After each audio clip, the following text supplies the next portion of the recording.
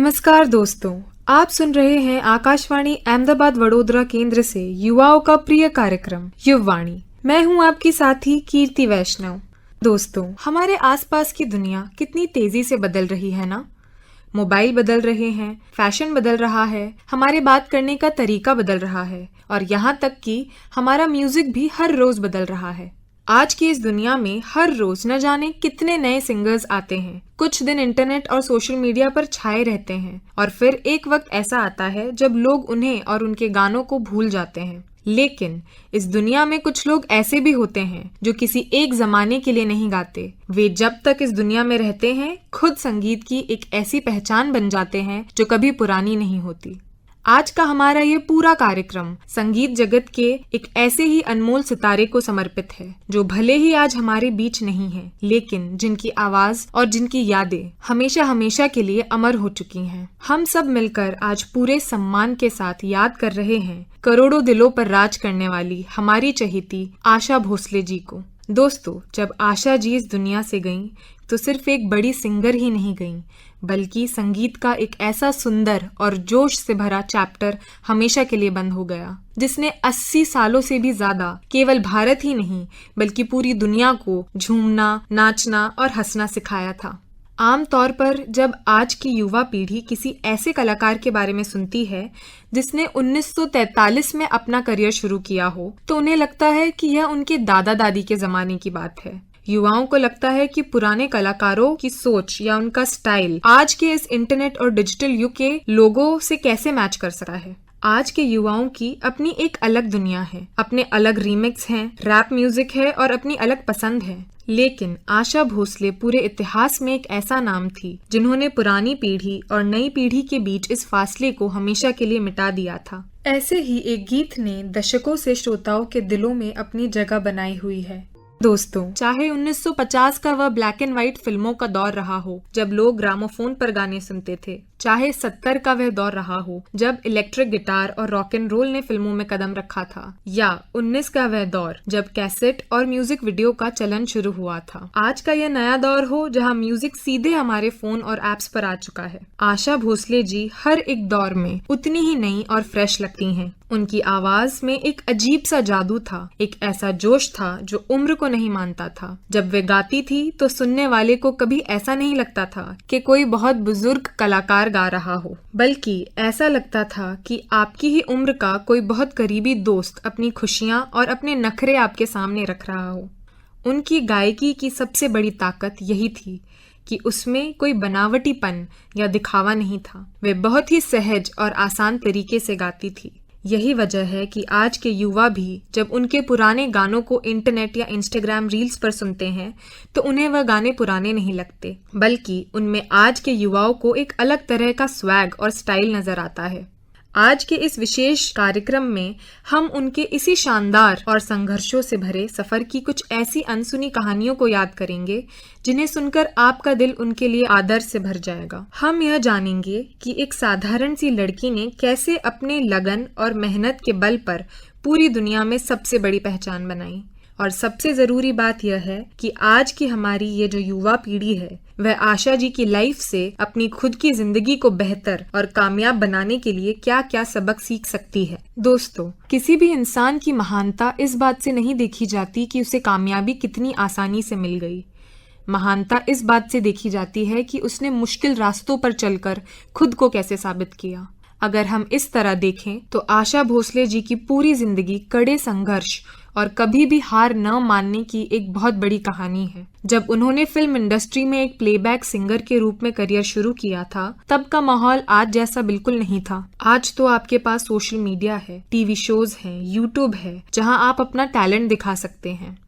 लेकिन उस जमाने में गायकी की दुनिया पर कुछ बड़े नामों का कब्जा था और उनमें से जो सबसे बड़ा और सबसे लोकप्रिय नाम था वह कोई और नहीं बल्कि अपनी सगी बड़ी बहन लता मंगेशकर जी का था। अब जरा हमारे आज के युवाओं के नजरिए से इस स्थिति को समझने की कोशिश कीजिए। एक युवा लड़की जो खुद म्यूजिक की दुनिया में अपना करियर बनाना चाहती है, अपने पैरों पर खड़ी होना चाहती है, लेकिन उसके ठीक सामने उसकी ही अपनी बड़ी बहन संगीत के आसमान का सबसे बड़ा सूरज बनकर खड़ी हो। ऐसे माहौल में किसी भी नए सिंगर के लिए अपनी एक छोटी सी जगह बनाना भी लगभग नामुमकिन जैसा काम था। उस जमाने में लता मंगेशकर जी की आवाज को सादगी और एक आदर्श भारतीय नारी की आवाज माना जाता था। फिल्मों के जो बड़े डायरेक्टर्स होते थे, जो मुख्य हीरोइनें होती थी, उनके सभी गानों के लिए पहली पसंद सिर्फ लता जी ही हुआ करती थी। ऐसे बेहद कठिन समय में युवा आशा जी के सामने दो ही रास्ते थे। पहला रास्ता यह था कि वे अपनी बड़ी बहन की स्टाइल की नकल करें, उन्हीं की तरह सीधे साधे गाने गाएं और शायद पूरी जिंदगी उनकी परछाई बनकर रह जाएं, क्योंकि दुनिया कभी भी ओरिजिनल के होते हुए नकल को पसंद नहीं करती। दूसरा रास्ता यह था कि वे उस सेफ रास्ते को छोड़ दें और अपने लिए एक बिल्कुल नया, अनजाना और चुनौतीपूर्ण रास्ता चुनें।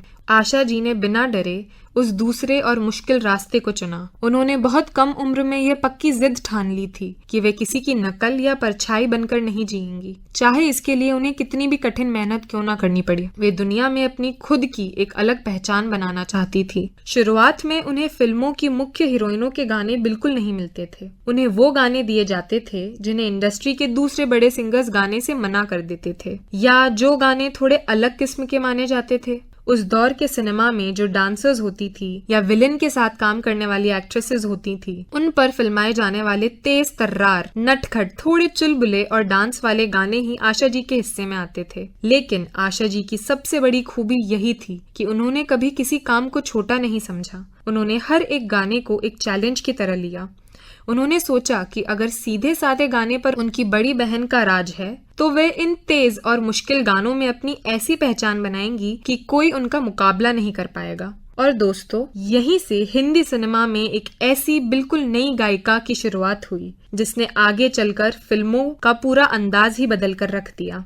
दोस्तों, आशा जी ने अपनी आवाज में हाव भाव यानी एक्सप्रेशंस का ऐसा इस्तेमाल करना शुरू किया जो उस समय तक भारतीय संगीत में किसी ने नहीं किया था। गाने के शब्दों के बीच में हल्के से हंस देना, उदासी में आवाज को थोड़ा धीमे कर देना, गुस्से का एहसास कराना या गाने के बीच में एक छोटी सी सांस लेना, इन सब बारीकियों को उन्होंने अपनी गायकी का हिस्सा बना लिया। जब संगीत निर्देशक ओपी नैयर साहब के साथ उनकी जोड़ी बनी, तो उन्होंने संगीत की दुनिया को एक नई खनक और एक नया रिदम दे दिया। आशा जी ने अपने संघर्ष के दिनों से आज के युवाओं को ये बहुत बड़ा सबक सिखाया कि अगर आपके पास अपनी कोई नई सोच है, तो कोई भी आपकी चमक को रोक नहीं सकता। कंपटीशन चाहे कितना भी बड़ा क्यों ना हो, आपकी ओरिजिनलिटी ही आपको सबसे आगे ले जाती है। आशा जी की जिंदगी की जो सबसे बड़ी बात आज के हम जैसे युवाओं को सीखनी चाहिए, वह है बदलाव से कभी न डरना, रिस्क लेने की हिम्मत रखना और हमेशा कुछ नया सीखते रहना और उस इच्छा को जिंदा रखना। अक्सर देखा जाता है कि कोई भी व्यक्ति जब अपने फील्ड में एक बार कामयाब हो जाता है, तो वह एक ही तरह का काम बार बार करने लगता है। लोग अपने चारों तरफ एक सेफ जोन बना लेते हैं क्योंकि उन्हें लगता है कि नया करने में फेल होने का खतरा है। लेकिन आशा जी ने अपने 80 सालों से भी लंबे करियर में कभी भी खुद को किसी एक दायरे में बंद होने नहीं दिया। वे हर दिन एक नए कलाकार की तरह उठती थी और कुछ नया करने के लिए तैयार रहती थी। उनके गाए हुए गानों की वैरायटी को अगर आप देखें, तो आज के दौर के बड़े बड़े म्यूजिक डायरेक्टर्स भी हैरान रह जाएं। एक तरफ जहां उन्होंने पिया तू अब तो आजा और ओ हसीना जुल्फों वाली जैसे बेहद तेज, जोशीले और डांस वाले गाने गाए, तो दूसरी तरफ उन्होंने फिल्म उमराव जान में ऐसी गंभीर और दिल को छू लेने वाली गजलें गाईं कि सुनने वाले पूरी तरह से खो गए। इस फिल्म उमराव जान से जुड़ा एक ऐसा किस्सा है जो संगीत की दुनिया में आज भी बहुत आदर के साथ सुनाया जाता है। जब संगीतकार खय्यम साहब ने इस फिल्म के गानों के लिए आशा जी का नाम फाइनल किया था, तो उस समय फिल्म इंडस्ट्री के कई लोगों ने इस पर सवाल उठाए। लोगों का कहना था कि जो सिंगर हमेशा तेज, चुलबुले और वेस्टर्न स्टाइल के गाने गाती हैं, वे गजल की इतनी गहरी बारीकियों को कैसे गा पाएंगी। लेकिन खय्याम साहब को आशा जी की प्रतिभा पर पूरा भरोसा था। उन्होंने आशा जी से सिर्फ एक छोटी सी बात कही। उन्होंने कहा, आशा जी, आपको अपनी गायकी का कोई स्टाइल नहीं बदलना है, बस आपको इन सभी गानों को अपनी नॉर्मल सुर से थोड़ा नीचे के सुर में यानी गहराई के साथ गाना है। आशा जी ने इस चुनौती को स्वीकार किया। उन्होंने कई महीनों तक उर्दू के सही उच्चारण, लहजे और गजल के ठहराव पर कड़ी मेहनत की, रोज घंटों अकेले बैठकर रियाज किया। और दोस्तों, जब वह फिल्म आई तो दिल चीज क्या है और इन आंखों की मस्ती के जैसे गानों ने कामयाबी के सारे रिकॉर्ड तोड़ दिए। इस फिल्म के गानों के लिए आशा जी को नेशनल अवार्ड से भी सम्मानित किया गया। यह पूरी दुनिया के सामने इस बात का सबसे बड़ा सबूत था कि आशा जी सिर्फ एक तरह के गाने नहीं गाती, बल्कि वे संगीत के हर रंग को पूरी खूबसूरती के साथ गाना जानती हैं। दोस्तों, इसके बाद का जो दौर आया वह था आर.डी. बर्मन, यानी हम सबके प्यारे पंचम दा के साथ। पंचम दा खुद म्यूजिक के नए नए और अतरंगी प्रयोग करने के लिए जाने जाते थे। वे कभी शीशे के खाली गिलासों को आपस में टकराया करते धुन बनाने के लिए, तो कभी कुछ और नया करते। और आशा जी उनकी इस नई सोच को अपनी आवाज देने के लिए सबसे परफेक्ट कलाकार थीं। फिल्म इजाजत का वह मशहूर गाना तो हम सबने सुना ही होगा, मेरा कुछ सामान तुम्हारे पास पड़ा है। दोस्तों, यह कोई आम फिल्मी गाना बिल्कुल नहीं था, बल्कि यह तो महान लेखक गुलजार साहब की लिखी हुई एक कविता थी, जिसमें कोई पारंपरिक ताल या तुकबंदी नहीं थी। जब पंचम दा ने इसकी धुन बनाई तो इसे सही तरीके से गाना किसी भी सिंगर के लिए बेहद मुश्किल काम था, लेकिन आशा जी ने अपनी आवाज के ठहराव और गहराई से इस गाने को हमेशा हमेशा के लिए अमर बना दिया। वे वास्तव में एक बेहद निडर और साहसी कलाकार थी, जो मुश्किल काम के सामने कभी घबराती नहीं थी, बल्कि मुस्कुराते हुए उसे पूरा करती थी।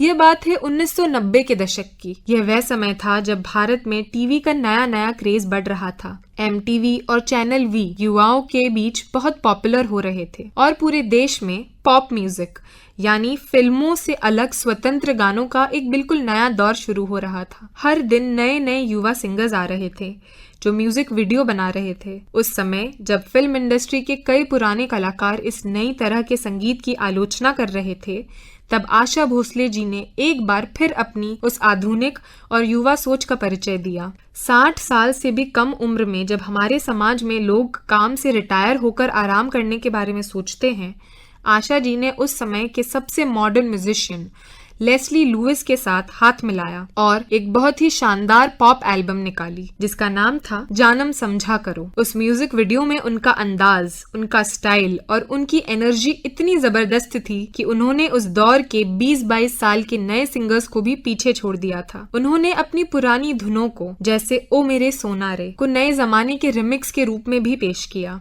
लेकिन उन्होंने इस बात का हमेशा पूरा ख्याल रखा कि गानों की मूल आत्मा और उनकी मर्यादा को भी कोई ठेस ना पहुंचे। वे बहुत अच्छी तरह से जानती थी कि पुरानी चीजें और उनकी खूबसूरती नई पीढ़ी के सामने कैसे उनके अंदाज में पूरे सम्मान के साथ परोसी जा सकती है। यही कारण था कि आशा जी का नाम और उनका सम्मान सिर्फ भारत तक ही सीमित नहीं रहा, बल्कि वे पूरी दुनिया में मशहूर हो गई।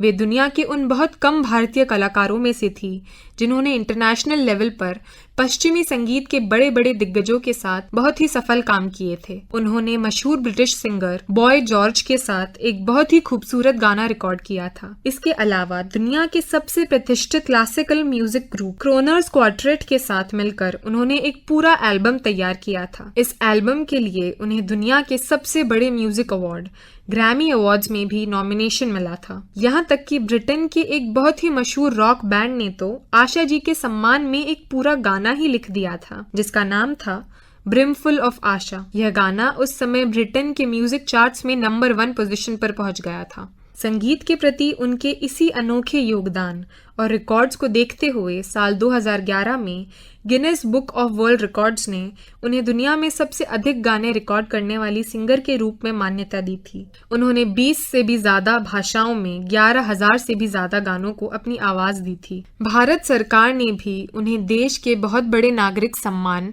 पद्म विभूषण और दादा साहेब फाल्के पुरस्कार से सम्मानित किया था। लेकिन दोस्तों, इन सारे रिकॉर्ड्स और पुरस्कारों से भी बड़ा अगर कोई रिकॉर्ड था तो वह था दुनिया भर के करोड़ों श्रोताओं के दिलों में उनके लिए बसा हुआ सच्चा प्यार, जो आज भी वैसा ही है। आशा भोसले जी के व्यक्तित्व सिर्फ उनकी बेहतरीन गायकी तक ही सीमित नहीं था।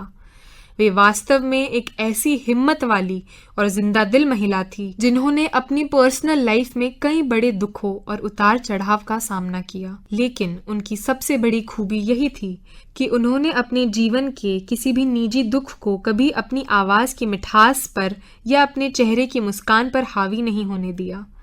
वे जब भी कैमरा के सामने आती थी, उनकी एनर्जी पूरे माहौल को खुशियों से भर देती थी।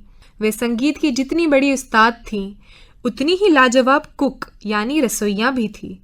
उन्होंने अलग अलग तरह का खाना बनाने और लोगों को बहुत ही प्यार के साथ खिलाने का बेहद शौक था। फिल्म इंडस्ट्री के बड़े बड़े स्टार्स राज कपूर साहब से लेकर अमिताभ बच्चन जी तक उनके हाथ के बने खाने के बहुत बड़े दीवाने हुआ करते थे। और आशा जी ने अपने इसी शौक को सिर्फ घर की रसोई तक सीमित नहीं रखा, बल्कि इसे भी एक नया मुकाम दिया। उन्होंने दुनिया के कई बड़े शहरों में जैसे दुबई और लंदन में आशाज नाम से रेस्टोरेंट की एक बहुत बड़ी चेन खोली। उस रेस्टोरेंट के मेन्यू से लेकर वहां बनने वाले व्यंजनों की रेसिपी तक का सारा फैसला वे खुद लिया करती थी। यह बात आज के हम जैसे युवाओं को बहुत बड़ी सीख देती है कि इंसान को कभी भी अपने टैलेंट को किसी एक दायरे में बंद करके नहीं रखना चाहिए। अगर आपके भीतर कुछ और नया करने की इच्छा है, कुछ और नया सपना है, तो उम्र या समाज की बनाई हुई कोई भी सीमा आपको रोक नहीं सकती। अपने जीवन के बिल्कुल आखिरी समय तक वे सोशल मीडिया और अपने यूट्यूब चैनल के जरिए नए बच्चों से, नए टैलेंट से और आज की इस डिजिटल पीढ़ी से लगातार जुड़ी रहीं। वे कभी भी पुरानी यादों में खोकर उदास नहीं बैठी, बल्कि वे हमेशा आज के दिन को पूरी जिंदा दिली और पॉजिटिविटी के साथ जीती थी। वे जब भी युवाओं से मिलती थी, उन्हें यही सिखाती थी कि हमेशा हंसते रहो और कुछ नया सीखते रहो। आज आशा जी भले ही हमारे बीच मौजूद नहीं हैं, लेकिन वे अपने पीछे गानों और यादों का एक ऐसा कभी ना खत्म होने वाला खजाना छोड़ गई हैं, जो हमेशा लोगों के दिलों को सुकून देता रहेगा। आज की हमारी इस युवा पीढ़ी के लिए उनकी पूरी लाइफ स्टोरी एक बहुत ही बड़ी प्रेरणा है। वे हमें सिखा गई कि लाइफ में कंपटीशन चाहे कितना भी बड़ा क्यों ना हो, अगर आप अपनी ओरिजिनलिटी और अपनी कड़ी मेहनत पर भरोसा रखते हैं, तो आप अपनी जगह खुद ब खुद बना लेते हैं। वे हमें सिखा गई कि वक्त के साथ खुद को बदलना और नए जमाने को अपनाना कोई कमजोरी नहीं, बल्कि यही आपकी सबसे बड़ी ताकत बन सकती है। और सबसे बड़ी बात, वे हमें यह विश्वास दिला गई कि उम्र केवल हमारे शरीर की होती है, हमारे मन की नहीं। जब तक आपके दिल में कुछ नया करने की चाह है, जज्बा जिंदा है, तब तक आप हमेशा युवा हैं। आकाशवाणी के इस कार्यक्रम के माध्यम से आशा भोसले जी को हमारा श्रद्धापूर्ण नमन। आपकी आवाज़ हमेशा हमारे दिलों में गूंजती रहेगी, हमें हौसला देती रहेगी और आने वाले हर नई पीढ़ी को प्रेरित करती रहेगी। अब समय हो चला है आप सभी श्रोताओं से विदा लेने का। मुझे यानी कीर्ति वैष्णव को दीजिए इजाज़त। आप सुन रहे थे युवाओं का कार्यक्रम युववाणी, जिसका प्रसारण आकाशवाणी के अहमदाबाद वडोदरा केंद्र से किया गया। नमस्कार।